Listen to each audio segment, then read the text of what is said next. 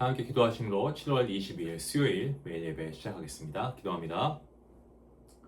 은혜와 평강이 풍성하신 하나님, 오늘도 주님의 임재를 사모하며 예배 자리에 나아갑니다. 이 시간 우리의 흩어진 마음이 있습니까? 또한 분산된 생각이 있습니까? 하나님, 이 시간 모든 생각들을 하나님께서 떨쳐버리게 하시고 오직 우리의 마음과 뜻과 정성을 다하여 하나님을 예배하는 거룩한 시간 될 수 있도록, 은혜의 시간 될 수 있도록 하나님 함께 해주시옵소서. 하나님의 말씀을 듣고자 합니다. 하나님 말씀을 들을 때 성령 하나님께서 그 말씀이 깨닫게 하나님께서 인도하여 주시고, 또한 들은 말씀을 순종할 수 있는 믿음도 우리에게 더하여 주시옵소서. 미움과 또 마음에 상처가 있다면 이 모든 것을 내려놓고 하나님의 임재 앞에 나아갈 수 있길 원합니다. 우리의 입술 가운데 불평이 있었습니까? 이제는 감사가 흘러넘치게 허락하여 주시옵소서. 오늘도 주님과 동행하며 또한 그리스도의 향기를 나타내는 삶이 될 수 있도록 하나님 함께 하여 주시옵소서. 예배에 참여하는 모든 성도들 가운데 주께서 예비하신 은혜의 말씀 허락하시고, 이 말씀을 통하여서 우리가 오늘도 주님의 말씀으로 새로워지는 귀한 역사가 있게 허락하여 주시기를 간절히 바라옵고, 이 모든 말씀 우리 주 예수 그리스도의 이름으로 감사하며 기도하옵나이다. 아멘. 찬송가 494장 함께 하시겠습니다.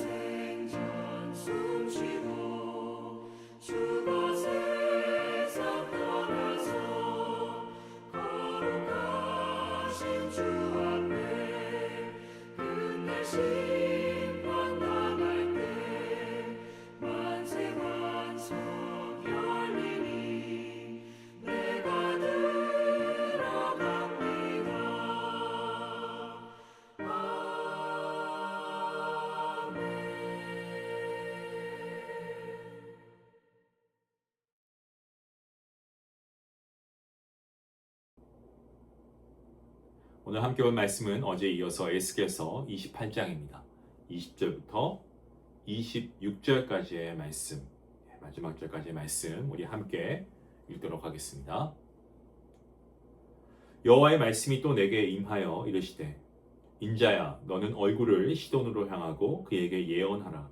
너는 이르기를, 주 여호와께서 이같이 말씀하시되, 시돈아, 내가 너를 대적하리니 내 가운데에서 내 영광이 나타나리라 하셨다 하라.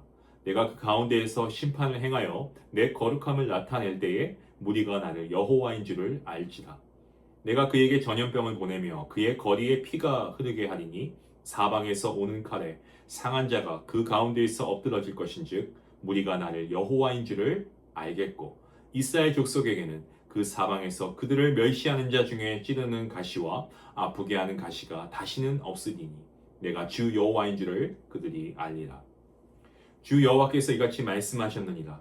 내가 여러 민족 가운데서 흩어져 있는 이스라엘 족속을 모으고 그들로 말미암아 여러 나라의 눈앞에서 내 거룩함을 나타낼 때에 그들이 고국 곧 내 종 야곱에게 준 땅에 거주할지라.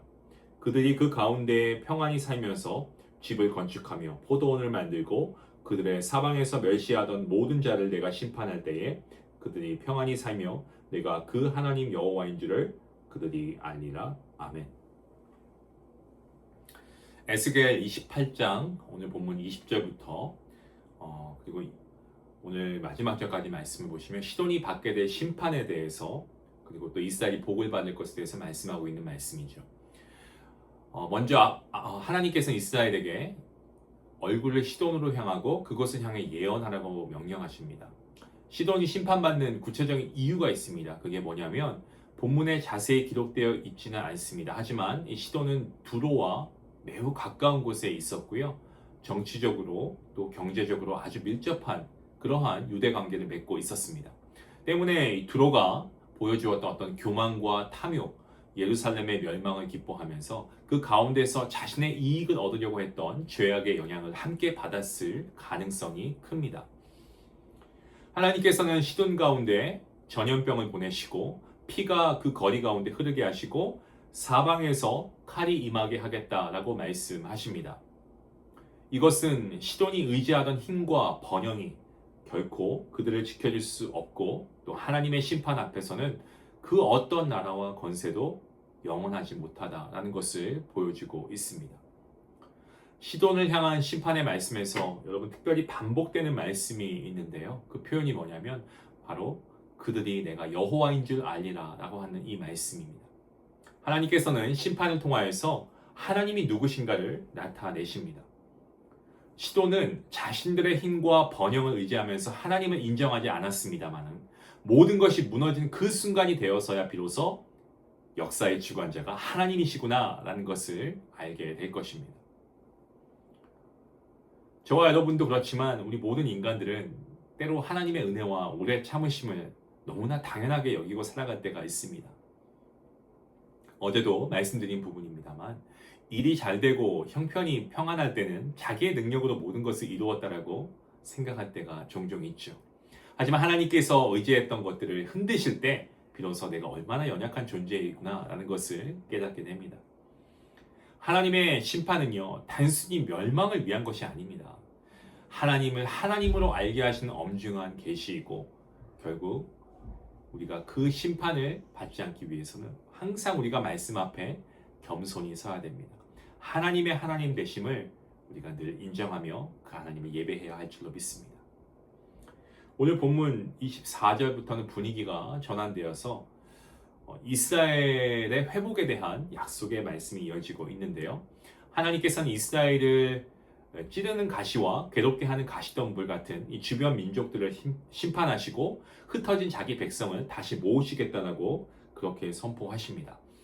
이스라엘 백성들은 자신의 죄로 인해서 나라를 잃어버리고 또 여러 민족 가운데 흩어졌습니다. 하지만 하나님께서는 이스라엘 백성들을 완전히 버리지 않으십니다.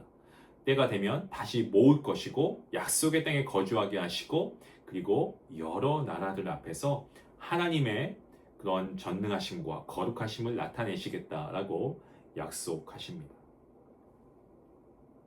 하나님의 회복은요 단순히 원래 자리로 돌아가게 하는 것에 그치지 않습니다. 그들이 그 땅에서 평안히 살고 집을 건축하면서 포도원을 만들게 하시겠다라고 약속하고 계시죠. 집을 짓고 포도원을 가꾼다라는 이 말씀은요 더 이상 쫓기거나 더 이상 주변 국가로 인해서 빼앗길 염려 없이 안정된 삶을 살아가게 된다라고 하는 그러한 의미의 말씀입니다. 하나님께서는 이스라엘 백성들을 멸시하고 괴롭혔던 모든 민족을 하나님께서 심판하시고 그 후에 자기 백성에게 참된 평안을 주십니다. 여기서 두로와 시돈 그리고 이스라엘의 모습은요 분명하게 대조가 되고 있습니다. 두로와 시돈은 심판을 통해서 하나님이 누구신지를 깨닫게 되지만 이스라엘은 회복과 평안을 통해서 하나님이 여호와이심을 깨닫게 되죠. 하나님께서는 공의로우신 하나님이십니다. 죄와 교만을 반드시 척결하시고 심판하십니다. 동시에 자기 백성을 사랑하시기 때문에 절대 포기하지 않으시고 징계 가운데서도 버리지 않으시고 다시 품으시고 회복시키는 아버지 바로 우리 하나님이십니다. 하나님의 심판과 회복은 서로 반대되는 성품이다라고 생각하시는데 그게 아니고 하나님의 거룩하심과 사랑이 함께 나타나는 방식입니다. 우리의 삶에도 평안한 때가 있습니다. 그리고 때로는 하나님의 어떤 징계를 경험하는 때가 있죠. 어떤 때엔 길이 열리고 모든 것이 잘 되는 것처럼 느껴지지만 또 어떤 때에는 의지했던 것들이 무너지고 앞이 막히는 것처럼 느껴질 때가 있습니다. 하지만 성도는 그 어떤 상황 가운데서도 그 어떠한 환경 가운데서도 어떠한 일 가운데 있어도 그것을 허락하신 하나님의 뜻이 있다는 것을 우리가 분명히 믿고 우리를 이끄시는 하나님을 우리가 신뢰하며 신실하신 하나님을 은혜의 하나님을 기억해야 됩니다. 평안할 때 하나님을 잊고 자신의 힘과 세상의 화려함을 쫓는다면 넓고 편해 보이는 길 끝에서 그 길의 끝 가운데는 영적인 파멸이 기다릴 수 있습니다. 반대로 하나님을 기억하고 하나님의 은혜를 기억하고 그 은혜를 사모하며 생명으로 인도하는 하지만 그 길이 좁은 길이라고 해도 그 길을 선택한다면 당장은 어렵고 장애물이 많아 보이는 좁은 길이라고 해도 그 끝에는 하나님이 서 계십니다. 두 팔 벌려 여러분을 기다리고 계십니다. 때문에 우리가 형통할 때 감사하고 겸손해야 됩니다. 그리고 징계와 어려움 속에 있다고 하면 우리 자신을 돌아보고 하나님의 뜻이 무엇인가 우리가 그 뜻을 구하며 하나님께 회개하며 돌이켜야 됩니다. 돌아가야 됩니다. 말씀으로 돌아가야 됩니다. 하나님께서는 심판 가운데서도 하나님 자신을 나타내시고 회개하는 하나님의 백성들 가운데 하나님께서 이전보다 더 큰 평안과 회복을 베풀어 주시는 분이신 줄로 믿습니다. 오늘 우리에게 허락하시는 하나님의 길, 세상에 주는 편안하고 넓은 길이 아니라 하나님이 기뻐하시는 생명의 길, 그것이 좁은 길이라고 해도 우리가 어떤 상황에서도 하나님을 의지함으로 그 길을 걸어갈 수 있기 원합니다. 말씀을 따라 함께 걸어갈 수 있기 원합니다. 마침내 그 길 끝에 우리를 회복시키시고 참된 평강으로 인도하시는 주님의 은혜를 경험할 수 있기를 원합니다. 그동안 복된 성도님들 될 수 있기를 주님의 이름으로 축원합니다. 기도하시겠습니다. 공의와 사랑의 하나님 감사합니다. 오늘도 하나님 말씀을 통하여서 하나님이 하나님이심을 깨닫게 하시니 감사합니다. 평안할 때 하나님의 은혜를 잊지 않게 하시고 어려움과 징계 가운데 있다고 해도 낙심하기보다 우리 자신을 돌아보며 하나님 회개하며 하나님께 나아갈 수 있게 허락하여 주시옵소서. 우리의 교만과 잘못된 의지가 있다면 주님 모든 것을 다 내려놓게 하시고 하나님께서 다시금 회복해 하시는 그 하나님을 우리가 의지하며 어떠한 상황 가운데서도 하나님의 은혜를 기억하며 하나님의 은혜의 선하신 손길을 기억하며 겸손과 순종함으로 하나님의 뜻을 순종하며 나아갈 수 있도록 인도하여 주시옵소서. 이 모든 말씀 예수님의 이름으로 기도하옵나이다. 아멘. 여러분이 생각하고 편하고 유익하다라고 하는 그러한 삶을 우리가 살아갈 수 있죠. 하지만 우리가 매번 그러한 삶을 우리가 선택하기보다는 어떠한 일을 하든지 간에 우리가 좀 말씀을 기준 삼아 우리가 선택을 할 수 있으면 좋겠습니다. 그리고 정말 이것이 하나님이 기뻐하시는 길이 맞나? 하나님이 기뻐하시는 방향이 맞나? 우리가 하나님께 기도하며 알을 수 있기 원합니다. 하나님의 이끄시는 길이 가장 선한 길이고 복된 길인 줄 믿습니다. 믿음의 사람 될 수 있게 달라고 같이 함께 기도하며 나아가겠습니다. 기도합니다.